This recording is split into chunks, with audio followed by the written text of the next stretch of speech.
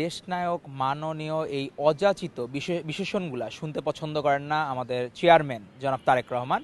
গতকালই উনি মানে আমাদের যে গঠনতন্ত্র বিএনপির তার মাধ্যমে স্বাভাবিক উপায়েই উনি চেয়ারম্যান নির্বাচিত হয়েছেন, আমরা স্বাগত জানাই। সেই স্বাগত জানানোর আজকের দিনে সাংবাদিকদের সাথে যারা আমাদেরকে এতদিন আমাদের এই অন্যায়ের যখন আমরা প্রতিবাদ করেছি আমাদের পাশে ছিল, এবং 5ই অগস্টের আগে এই গণ অভ্যুত্থানের আগেও কিন্তু তাদের ভূমিকা অত্যন্ত প্রশংসিত ছিল।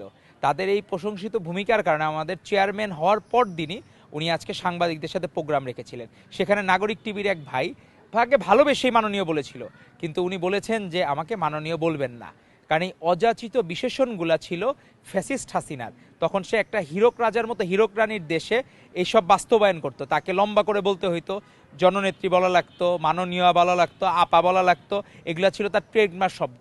এগুলা শুনলে সে মনে করতো যে আমি অনেক বড় কিছু হয়ে গেছি বাংলাদেশের। কিন্তু বাংলাদেশের মনে জায়গা না করতে পারলেও তার আশপাশে অনেকেই অযাচিত বিশেষণ দিয়ে তাকে বিভিন্নভাবে উপমাতে জড়ায় রাখতো, যাতে মানুষের সাথে সে মিশতে না পারে। কিন্তু আমাদের তারেক রহমান, আমাদের নেতা হচ্ছেন মানুষের নেতা, উনি মানুষের সাথে মিশতে চান।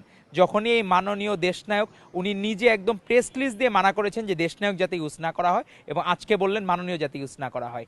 এখানেই বোঝা যায় উনি সাধারণের মাঝে একজন অসাধারণ ভবিষ্যৎ প্রধানমন্ত্রী হতে যাচ্ছেন, এবং উনি মানুষের মন জয় করে। আজকে দেখবেন যখন সাংবাদিকের সাথে মিশতেছিলেন, সম্পাদকদের সাথে সবাই নর্মালি, আপনি দেখবেন যে প্রোফাইলের নেতা, উনি এখন একটি রাজনৈতিক দলে, বাংলাদেশের প্রধান রাজনৈতিক দলের চেয়ারম্যান, উনি ক্যামেরাম্যানদের সাথে হাত মেলাতে মেলাতে কিন্তু যেয়েছেন, তারপরে সম্পাদকদের সাথে মিট করেছেন।